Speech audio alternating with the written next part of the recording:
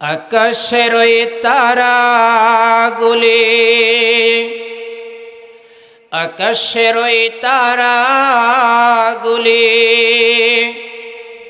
ঝিলিমিলি ঝিলিমিলি করছে।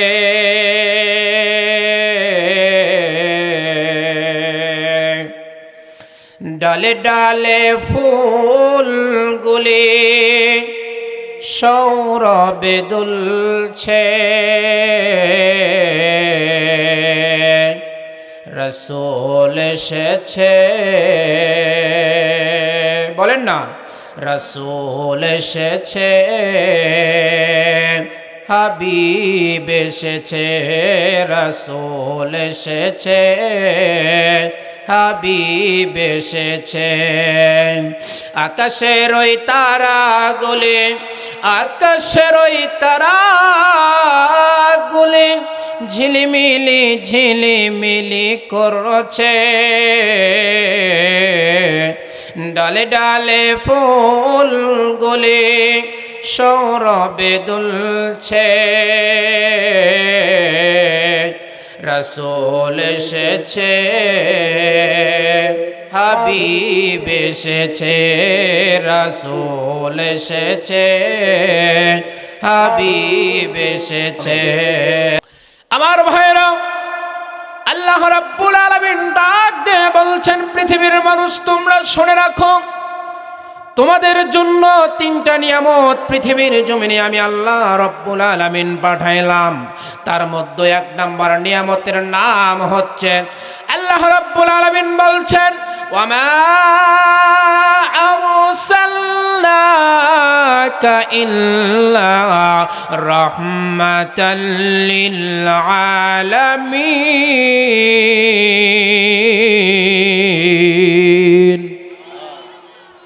আল্লাহ রাব্বুল আলামিন ডাক দিয়ে বলছেন, ও নবীজি,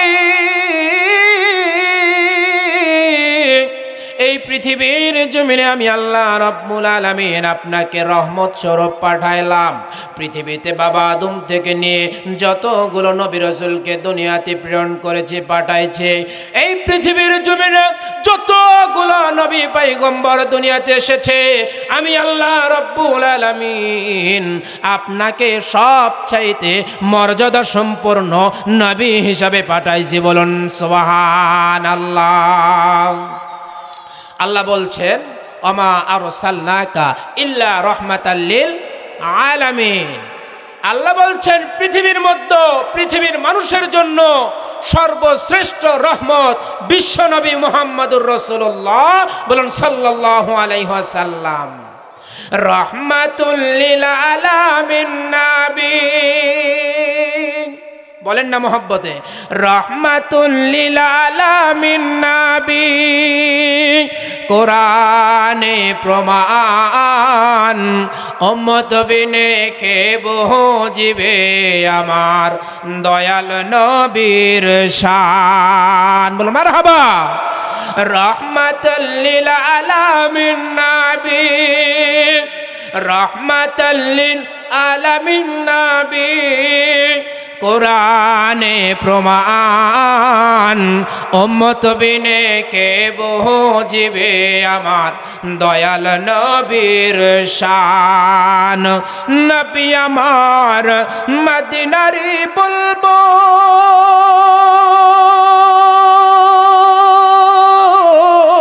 বুলবুল, বলেন আল্লাহু আকবার।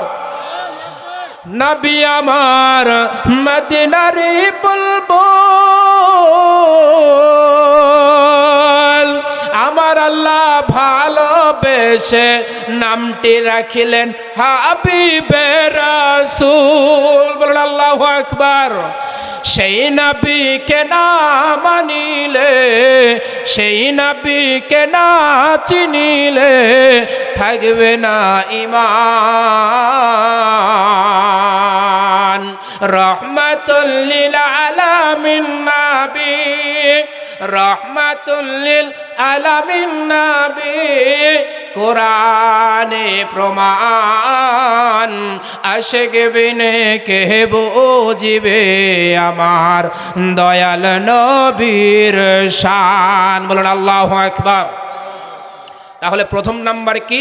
আমার আপনার জন্য রহমতকে বিশ্বনবী মুহাম্মদুর রাসূলুল্লাহ সাল্লাল্লাহু আলাইহি সাল্লাম। এবার আসেন দ্বিতীয় রহমত কি, শোনার দরকার আছে না নাই?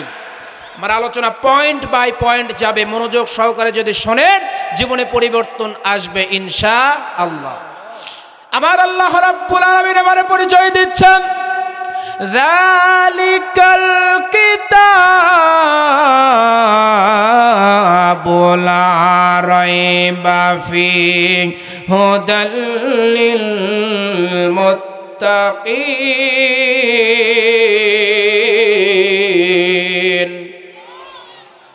আল্লাহ রাব্বুল আলামিন এবারে বলছে, পৃথিবীর মানুষ তোমরা শুনে রাখো, পৃথিবীর মধ্যে যতগুলো গ্রন্থ রয়েছে আমি আল্লাহ রাব্বুল আলামিনের পক্ষ থেকে যতগুলো গ্রন্থ গিয়েছে 104খানা গ্রন্থ আল্লাহ রাব্বুল আলামিনের পক্ষ থেকে এসেছে, তার মধ্যে 4খানা গ্রন্থ সর্বশ্রেষ্ঠ, বলুন সুবহানাল্লাহ। আল্লাহ রাব্বুল আলামিন বলছেন, পৃথিবীর মানুষ, এই পৃথিবীর মানুষ যদি কখনো কোনো বই লেখার জন্য প্রস্তুতি গ্রহণ করে থাকে, যদি কখনো এই পৃথিবীর মানুষরা কোনো বই লেখার জন্য প্রস্তুতি গ্রহণ করে থাকে, সর্বপ্রথম বইয়ের প্রথম পেজের ওপর লিখবে, আমার লিপিবদ্ধর মধ্যে যদি কোনো ভুল ত্রুটি হয়ে থাকে আপনারা নিজ গুণে ক্ষমার দৃষ্টিতে দেখবেন আর আমাকে জানাবেন, নেক্সট টাইমে সমাধান করব। আর আমার আল্লাহ তাআলা কুরআনুল কারীমের শুরুতেই চ্যালেঞ্জ ছুড়ে দিলেন, পৃথিবীর মানুষ তোমরা খেয়াল করো, ও দুনিয়ার মানুষ তোমরা একটু লক্ষ্য করে দেখো, আমি তোমাদের জন্য এমন একটি কিতাব নাজিল করলাম, আমি তোমাদের জন্য এমন একটি বুক দান করলাম, আমি তোমাদের জন্য এমন একটি বই পৃথিবীর মধ্যে নাজিল করলাম, এই বইটি যদি কোনো মানুষ নিজের অন্তরের সাথে লাগাইতে পারে, নিজের জীবনের সাথে লাগাইতে পারে, আমি আল্লাহ রাব্বুল আলামিন সেই মানুষটাকে সোনালী মানুষ বানায় দিব, বলুন সুবহানাল্লাহ। আল্লাহ রাব্বুল আলামিন বলছেন, পৃথিবীর মানুষ এই বইয়ের মধ্যে ভুল তো দূরের কথা, ভুল তো দূরের কথা, সন্দেহের কোনো অবকাশ তোমরা খুঁজে পাবে না। কোনো মানুষ যদি এই কিতাবের মধ্যে সন্দেহ খুঁজতে আসতে চায়, ভুল ধরতে আসতে চায়, তাহলে ওই মানুষটা ব্যর্থ হয়ে যাবে, ওই মানুষটার চোখ অন্ধ হয়ে যাবে, ওই মানুষটা বধির হয়ে যাবে, ওই মানুষের হাতগুলো পাগুলো প্যারালাইজড হয়ে যাবে, লিখতে পারবে না। আমি আল্লাহর কুরআনুল কারীমের মধ্যে এক যারা ভুল কিয়ামত পর্যন্ত খুঁজে পাবে না, বলুন আল্লাহু আকবার। সমাধান চাও যদি জীবনে মরণে ফিরে যাও, খুঁজে নাও চোখ রাখো কোরআনে, বলেন পারবেন না? সমাধান চাও যদি জীবনে মরণে ফিরে যাও, খোঁজে নাও চোখ রাখো কোরআনে। এ বাণী সকলের নয় শুধু মুমিনের, যারাই চলবে মেনে ফল পাবে কোরআনের। ঘরে বলো কিংবা রাষ্ট্রে বলো, ঘরে বলো কিংবা রাষ্ট্রে বলো, অশান্তি দূর করে শান্তি আনে সমাধান, বলুন না, সমাধান চাও যদি জীবনে মরণে ফিরে যাও, খোঁজে নাও চোখ রাখো কোরআনে। এত চির অম্লান চির মুক্তির ডাক, এ যে মহাবাণী খোদারি কালামে পাক। এই দুনিয়া আর সেই দুনিয়া, এই দুনিয়া আর সেই দুনিয়া, মুক্তি পাবে তুমি দো জাহানে সমাধান, বলুন সমাধান চাও যদি জীবনে মরণে ফিরে যাও, খোঁজে নাও চোখ রাখো কোরআনে, বলুন আল্লাহু আকবার। এই কোরআনটা যদি কোনো মানুষ নিজের অন্তরের সাথে লাগায়, নিজের জীবনের সাথে লাগায়, সেই মানুষটা কি অন্যায় করতে পারবে? সেই মানুষটা কখনো নামাজ ছেড়ে দিতে পারবে? সেই মানুষটা কখনো চুরি করতে পারবে? সেই মানুষ কখনোই অন্যায় করার আগে 1000 বার তার অন্তরের মধ্যে বাধা দিবে, কথা বলেন ঠিক কিনা?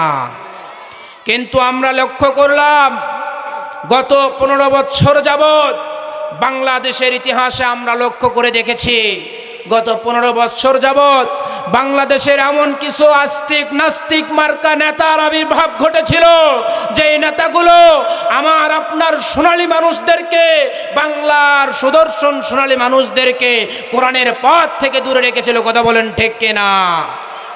শুধু তাই নয়, কোরআনের কথা বলার জন্য আমরা বিভিন্ন জায়গায় গিয়েছি, সেখানে কাউন্টার দেওয়া হয়েছে, বাধা দেওয়া হয়েছে, কোরআনের কথা বলতে দেওয়া হয়নি।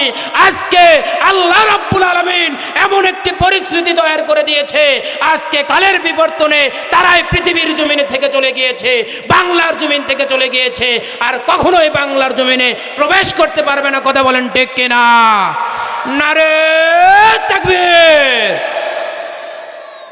কষ্ট বলেন, কষ্ট লাগলো, খারাপ লাগলো? সম্মানিত উপস্থিতি, আমরা গত কয়েক বছর যাবৎ এতটাই কষ্টের মধ্যে জীবন যাপন করেছি, সঠিকভাবে কোরআনের কথা কোথাও বলা যায়নি। এই কোরআনের মধ্যে চুরির কথা আছে না নাই? চুরির কথা আছে না নাই? আল্লাহ বলছেন ওয়াসারিকু ওয়াসারিকাতু ফাকদউ আইদিয়াহুমা, নিশ্চয় পৃথিবীর চোর চুন্নি যারা আছে তাদের ধরে ধরে হে রাসূল আপনি হাতের কবজি পর্যন্ত কেটে দিন। কি পর্যন্ত? আল্লাহ রাব্বুল আলামিন বলেন ওয়াসারিকু ওয়াসারিকাতু ফাকদউ আইদিয়াহুমা।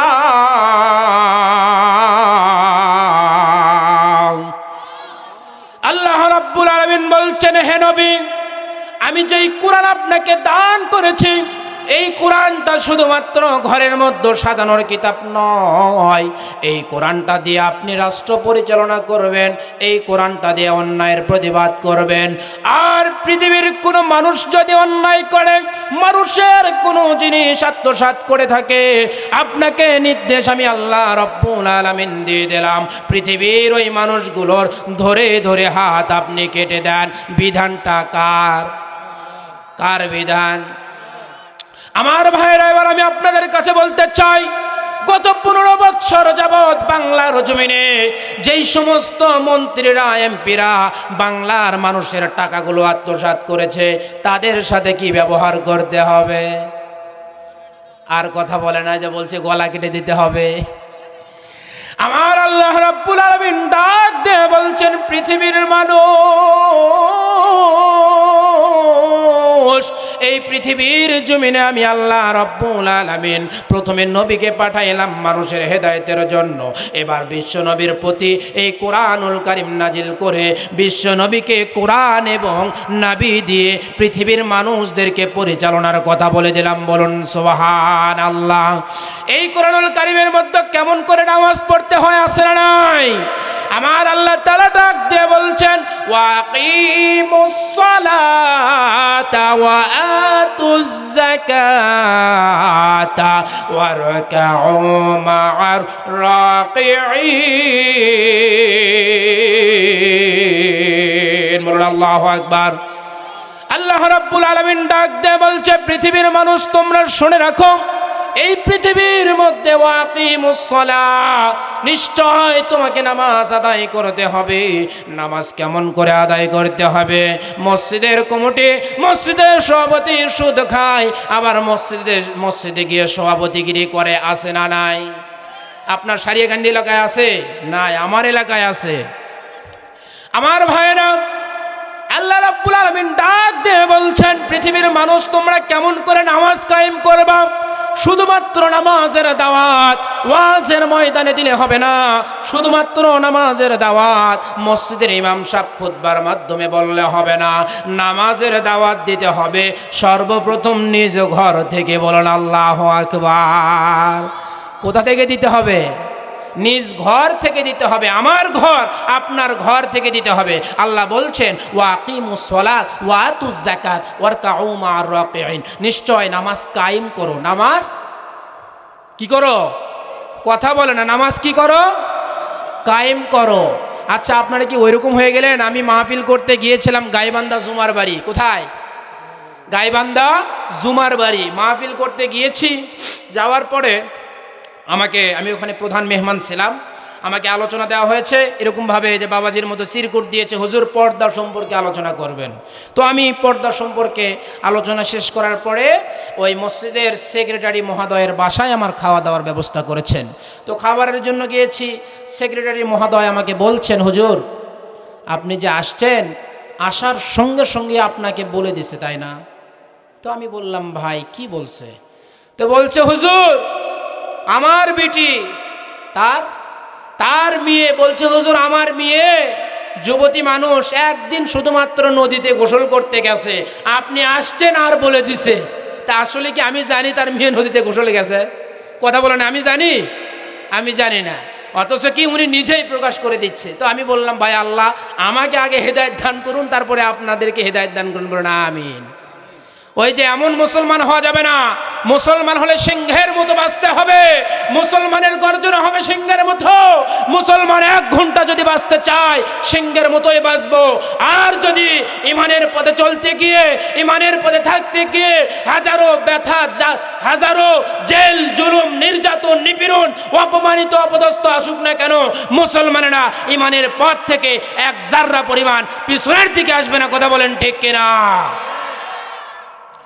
ইমানের পথে অবিচল থেকে আমার মরণ যেন হয়। বলুন আল্লাহু আকবার।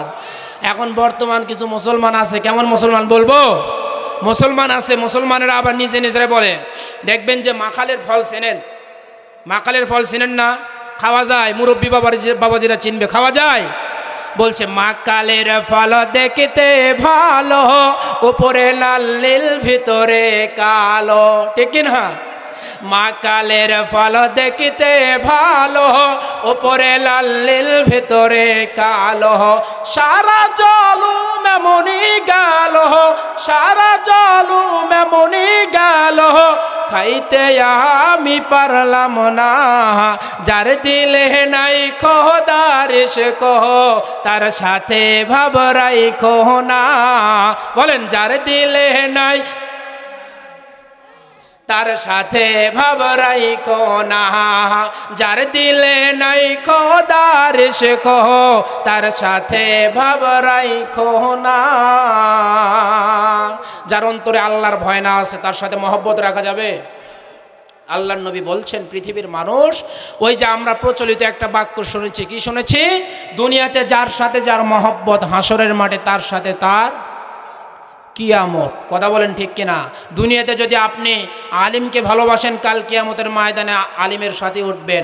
আল্লাহর নবী বলেছেন, আল উলামা ও আরসাতুল আম্বিয়া, উলামারা হচ্ছে আল্লাহর নবীর ওয়ারিস। তাদেরকে মহব্বত করলে, তাদেরকে ভালোবাসলে কাল কিয়ামতের মাঠে আল্লাহ রব্বুল আলামিন তাদের সঙ্গেই তুলবেন। বলুন সুবহানাল্লাহ। আমার ভাইয়েরা এবার আসুন, আমার আল্লাহ রব্বুল আলামিন ডাক দিয়ে কোরআনুল কারীমের মধ্যে বলছেন, وَأَقِيمُوا الصَّلَاةَ وَآتُوا الزَّكَاةَ وَارْكَعُوا مَعَ الرَّاكِعِينَ।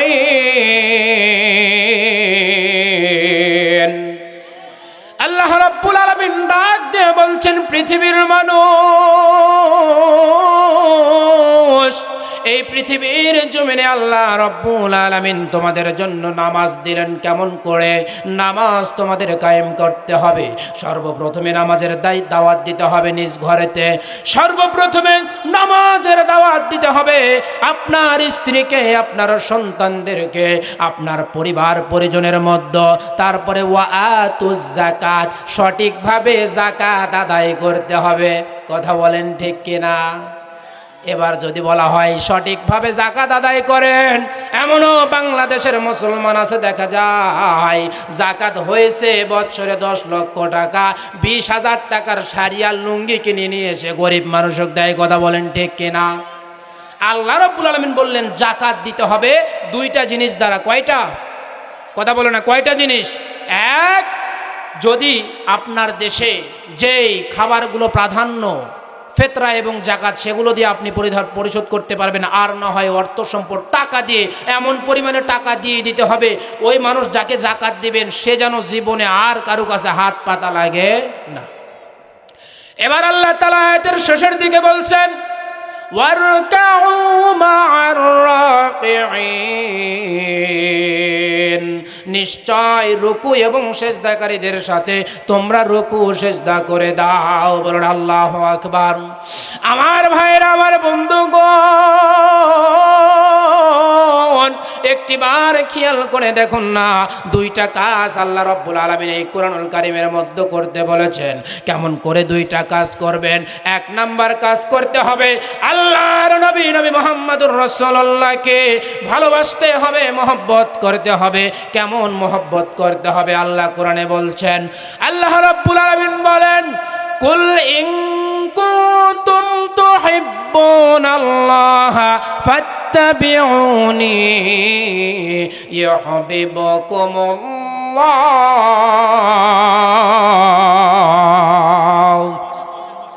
আওয়াজ নাই, ফিউজ ড্যাম হয়ে গেছে। জোরে বলুন আল্লাহু আকবার। এখানে যে কিছু পুরুষ মানুষ আছে, মর্দে মুজাহিদ আছে, তার প্রমাণ দেওয়া লাগবে না? আগামীকালকে যখন 4 স্টলে বসবেন, কবে যে কালকে মাহফিলে কয়টা মানুষ বসছিল, কোনো আওয়াজই বাইরে থেকে শোনা গেল না। বাইরে যারা আছে তারা যেন বুঝতে পারে এখানে কিছু মর্দে মুজাহিদ বসেছে। কথা বলেন ঠিক কিনা? আল্লাহ রাব্বুল আলামিন এবারে বলছেন, ও দুনিয়ার মানুষ, তোমরা শুনে রাখো, তোমাদের জন্য প্রথম নাম্বার কাজ হলো নবীকে ভালোবাসতে হবে, বিশ্ব নবীকে মহব্বত করতে হবে। কেমন ভালোবাসার দরকার আছে না নাই? আল্লাহর নবীকে ভালোবাসার দরকার আছে না নাই?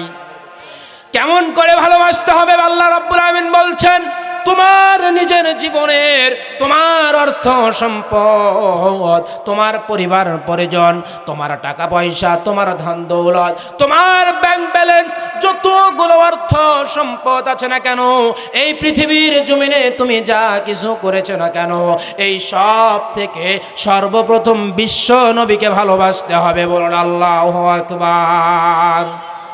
এতই সোজা জান্নাত। মানুষ খালি কয় যে জান্নাতে যাব। কিসে যাব? জান্নাতে। জান্নাতে কে কে যেতে চায় না দেখি? তার মানে সকলেই জান্নাতে যেতে চান, তাই না? আল্লাহ বলছে তোমার জন্য জান্নাত দেব। কাজ করতে হবে কয়টি? কাজ করা লাগবে 3টি। কয়টি?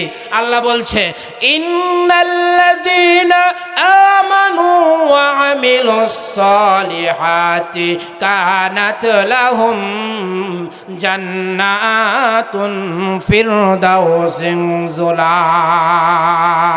আল্লাহু আকবার। আল্লাহ রাব্বুল আলামিন ডাক দিয়ে বললেন, সর্বপ্রথমে ঈমানদার হতে হবে। ঈমানদার যদি না হতে পারেন, জান্নাতে তো যাওয়া যাবে না। তারপরে কেমন করে দেখেন, সর্বপ্রথমে ঈমান আনয়ন করতে হবে, তারপরে আমলে সালেহ করতে হবে, তারপরে নামাজ আদায় করতে হবে। আল্লাহ বললেন, 3টি কাজ তোমার মধ্যে যদি থাকে, আমি আল্লাহ বলে দিলাম তোমার জন্য শান্তিময় জান্নাত অপেক্ষা করছে। বলুন সুবহানাল্লাহ। আমার ভাইরা, আল্লাহর নবীকে কেমন করে মহব্বত করতে হয়, ছোট্ট একজন সাহাবীর জীবন থেকে আমরা শিক্ষা নিয়ে নিই। আল্লাহর নবীর একজন সাহাবীটার নাম হচ্ছে হযরতে আবু তালহা। সাহাবীটার নাম হচ্ছে আবু তালহা।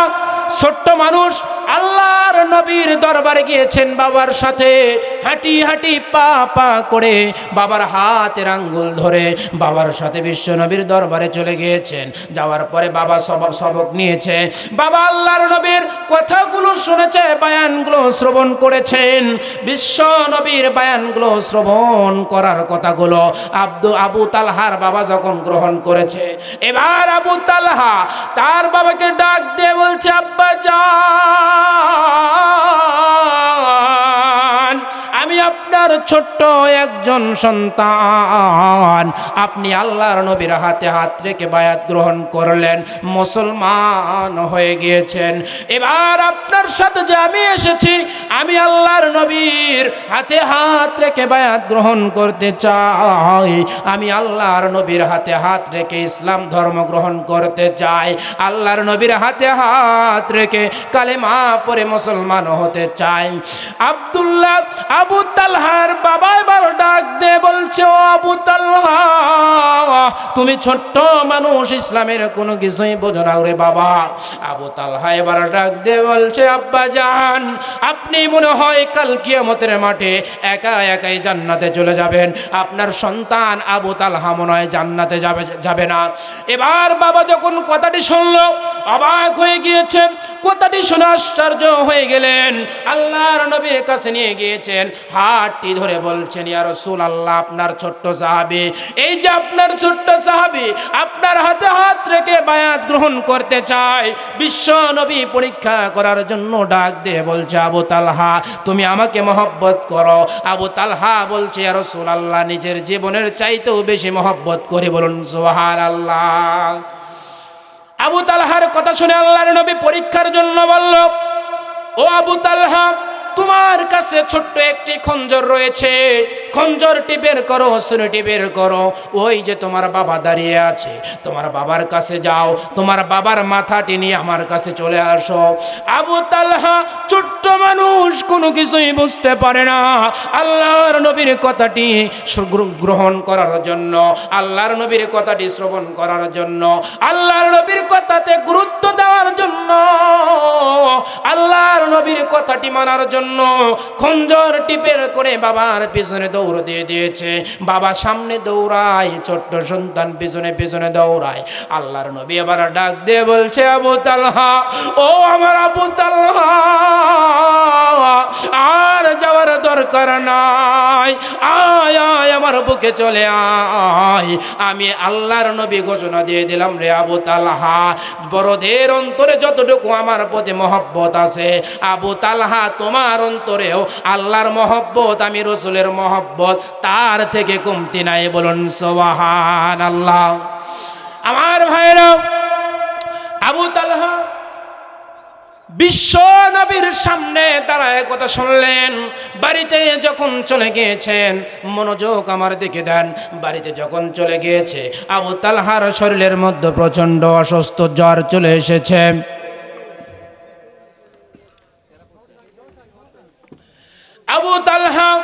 আবু তালহার শরীরের মধ্যে জ্বর চলে এসেছেন, অসুস্থ হয়ে গিয়েছে।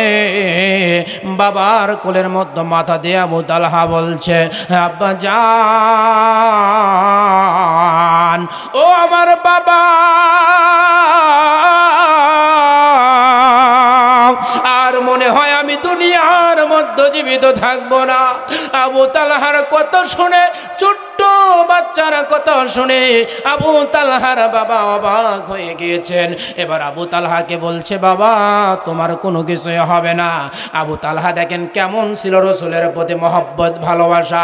আবু তালহা বলছে, আব্বা জান, আমি যদি রাত্রিতে ইন্তেকাল করি, রাত্রিবেলায় যদি আমার ওফাত হয়ে যায়, আমার মৃত্যু যদি রাত্রিবেলায় হয়ে যায়, আব্বা জান, আপনি কখনোই বিশ্ব নবীকে জানাবেন না। আল্লাহর নবী যখন তার বাড়ি থেকে আমার বাড়িতে আসতে যাবে, কত শত্রু তার আছে, রাতের অন্ধকারের মধ্যে তাকে প্রহার করতে পারে, মারতে পারে, আঘাত করতে পারে। আর যদি আমি দিনের বেলা মারা যাই, আল্লাহর নবীকে আপনি ডাক দিয়ে বলবেন, আমি আবু তালহার জানাজা নামাজ যেন সে ইমামতি করে পড়ায়, দাফন কাফন যেন নিজের হাতে করে দেয়। এবার আবু তালহা রাত্রিতে যখন ইন্তেকাল করেন, বাবার কোনো কিছু আল্লাহর হাবিবকে জানালেন না। আল্লাহর হাবিবকে না জানাইয়া জানাজা সম্পূর্ণ হয়ে গেল। 3 দিন পর আল্লাহর নবীর দরবারে আবু তালহার বাবা যখন চলে গিয়েছেন, আবু তালহার বাবাকে দেখে বিশ্ব নবী ডাক দিয়ে বলছে, ও আবু তালহার বাবা, তোমার সঙ্গে যেই ছোট্ট সন্তান, ছোট্ট বালকটি আসতো, বালকটি কোথায়? আবু তালহার বাবা বলছে, রাসূলুল্লাহ, চোখের পানি ধরে রাখতে পারে না, ইয়া হাবিবাল্লাহ, আমার সন্তান আর দুনিয়ায় নাই। বলুন আল্লাহু আকবার। আবু তালহার বাবার কথা শুনে আল্লাহর নবীও কান্দে, বিশ্ব নবীর চোখ দিয়ে বয়ে বয়ে পানি পড়ছে। আল্লাহর নবীর সাহাবী আবু তালহার বাবারও চোখ দিয়ে বয়ে বয়ে পানি পড়ছে। এবার আবু তালহার বাবা আল্লাহর নবীকে ডাক দিয়ে বলছে, ইয়া রাসূলুল্লাহ, আমি আপনাকে জানানোর জন্য বিভিন্নভাবে চেষ্টা করেছি, কিন্তু আপনার আশেক, আপনার মহব্বতের মানুষ, আপনার ছোট্ট সাহাবী আবু তালহা আমাকে ওসিয়ত করে গিয়েছে, আমি যদি রাত্রিতে মারা যাই কখনো ওই আল্লাহর নবীকে জানাবা না। রাত্রিতে যদি আল্লাহর নবী ওই সেখান থেকে মসজিদে নববী থেকে আমার বাড়ির মধ্যে চলে আসে, দেখা যাবে কি রাত্রের অন্ধকারের মধ্যে কাফের মুশরিকরা আল্লাহর নবীকে আঘাত করবে, প্রহার করবে, এমন কি ষড়যন্ত্র করে দুনিয়া থেকে বিদায় করে দিতে পারে। আল্লাহর নবীর চোখ দিয়ে বয়ে বয়ে পানি পড়ে যায়, ডাক দিয়ে বলে, কোথায় আবু বকর, কোথায় ওমর, কোথায় আমার আলী? দেখ রে, তোমরা চেয়ে দেখো আমার ছোট্ট বালক আবু তালহার অন্তরে আমি রাসূলের মহব্বত কতটুকু, বলুন সুবহানাল্লাহ।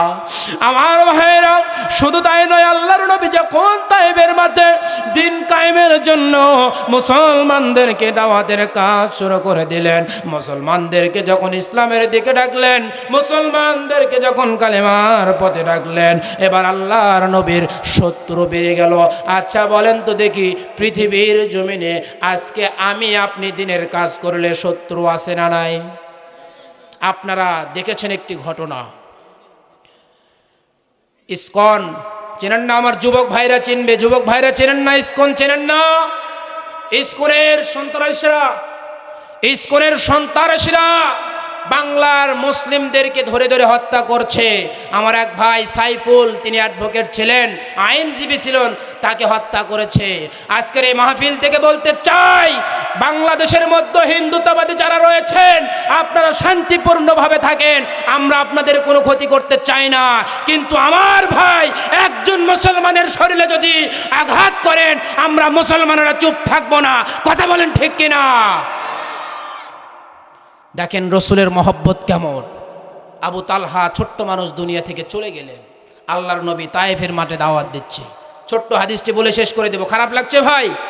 কষ্ট হচ্ছে? শেষ করে দিব, আর কিছুক্ষণ চালাই, আল্লাহ কবুল করুন, বলেন আমিন।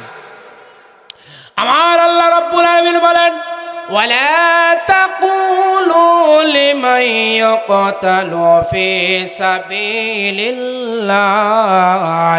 আমওয়াত। ও নবীজি,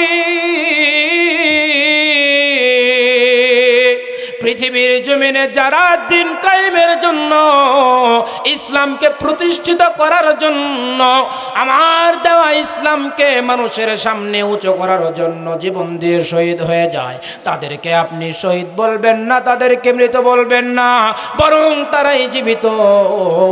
পৃথিবীর মানুষ তা উপলব্ধি করতে পারে না, দেখতে পারে না। আমি আল্লাহ রাব্বুল আলামিনের কাছে ওই শ্রেণীর মানুষদের সব চাইতে বেশি দাম, বলুন সুবহানাল্লাহ। আমার ভাইরা, এবার আল্লাহর নবী তাইফে যখন দাওয়াতের কাজ শুরু করে দিলেন, মানুষদেরকে ইসলামের পথে ডাকা শুরু করে দিল, তাইফের কাফেররা আল্লাহর নবীর শরীরের মধ্যে পাথর মারা শুরু করে দিল, আঘাত করা শুরু করে দিল, আল্লাহর নবীকে বিভিন্নভাবে অপমানিত, অপদস্থ, লাঞ্ছিত, অপমানিত করার চেষ্টা করলো। এবার আল্লাহর নবী তাদেরকে বলছে, ভাই আমি তো তোমাদের কোনো ক্ষতি করে নাই, আমি শুধুমাত্র তোমাদেরকে আল্লাহর পথে ডেকেছি, আমি শুধুমাত্র তোমাদেরকে ইসলামের পথে ডেকেছি, আমি শুধুমাত্র তোমাদেরকে জাহান্নামের আগুন থেকে বাঁচাইয়া জান্নাতের পথে ডেকেছি। বলুন আল্লাহু আকবার। হাজারো ব্যথা বেদনার পরে ফিরে আসনি তুমি দিনের পথে, হাজারো ব্যথা বেদনার পরে ফিরে আসনি তুমি আপন ঘরে, দিনের আলো সরিয়ে দিতে চলে গেলে মদিনায় মক্কা ছেড়ে। হে রাসূল তোমাকে ভুলি আমি কেমন করে, হে রাসূল তোমাকে ভুলি আমি কেমন করে। কে না খেয়ে দিন প্রচারের কাজে নিজেকে দিয়েছ বিলিয়ে, বলেন না, কে না খেয়ে দিন প্রচারের কাজে নিজেকে দিয়েছ বিলিয়ে। তায়েফের কাফেরেরা চিনল না সে আলো, দুষ্ট ছেলেদের পিছু দিল লেলিয়ে, হে রাসূল তোমাকে ভুলি আমি কেমন করে। বলুন আল্লাহু আকবার। আমার ভাইরা, এবার যখন আল্লাহর নবী বিশ্ব নবী রাহমাতুল লিল আলামিন তায়েফবাসীদেরকে ডাক দিচ্ছে, তায়েফের মানুষরা ইসলাম ধর্ম গ্রহণ করো। আল্লাহর নবীর সাথে একজন সাহাবী ছিলেন, সাহাবীটার নাম হচ্ছে হযরতে যায়েদ বিন হারিসা রাদিয়াল্লাহু তাআলা আনহু। আল্লাহর নবীর কাছে সব সময় থাকতেন। আল্লাহর নবীকে যখন তায়েফের তায়েফের কাফেররা পাথর মেরে মেরে রক্তাক্ত করে দিলেন, মাথার মধ্য থেকে পাথরের আঘাতে রক্ত পড়তে থাকে, আবার কপালের মধ্য থেকে পাথরের আঘাতে রক্ত ফিনকি দিয়ে পড়ে মাটির মধ্যে পড়বে, মরুভূমির দুনিয়ার মধ্যে পড়ে যাবে। আল্লাহর নবী এমন করে হাত দিয়ে ধরছে আর বলছে, ও রক্ত দুনিয়ার জমিনের মধ্যে পড়ো না, আজকে যদি আমি রাসূলের রক্ত এই তায়েফের মাটিতে পড়ে যায়, আমার আল্লাহ রব্বুল আলামিন এই রক্ত কখনোই সহ্য করবে না। বলুন আল্লাহু আকবার। হঠাৎ করে জিবরাইল আমিন এসে ডাক দিয়ে বলছে, রাসূলুল্লাহ তায়েফের মানুষরা আপনাকে এত দুঃখ কষ্ট দিচ্ছে, তায়েফের মানুষরা এত ভাবে আপনাকে আঘাত করছে, আপনি রাসূল একটিবারও বাধা দিচ্ছেন না। একবার শুধুমাত্র আপনি বলুন, আমি তায়েফবাসীদেরকে দুইটা পাহাড় দিয়ে এমন ভাবে চাপা দিয়ে তায়েফবাসীদেরকে ধ্বংস করে দেব। আমার নবীজি ডাক দিয়ে বলো, জিবরাইল তুমি যদি তায়েফবাসীদেরকে ধ্বংস করে দাও, আমি দাওয়াত নিয়ে আর কার কাছে যাব? বলুন আল্লাহু আকবার। আল্লাহর নবী বললেন, জিবরাইল না না জিবরাইল, তায়েফবাসীদেরকে ধ্বংস করা যাবে না, তায়েফের মানুষদেরকে মারা যাবে না। আজকে তায়েফবাসীরা বুঝছে না তো কি হয়েছে, এমন একটি সময় আসবে পৃথিবীর মধ্যে সব চাইতে শান্তির জায়গা হবে, সব থেকে মুসলমানের সংখ্যা বেশি হবে এই তায়েফে। বলুন আল্লাহু আকবার।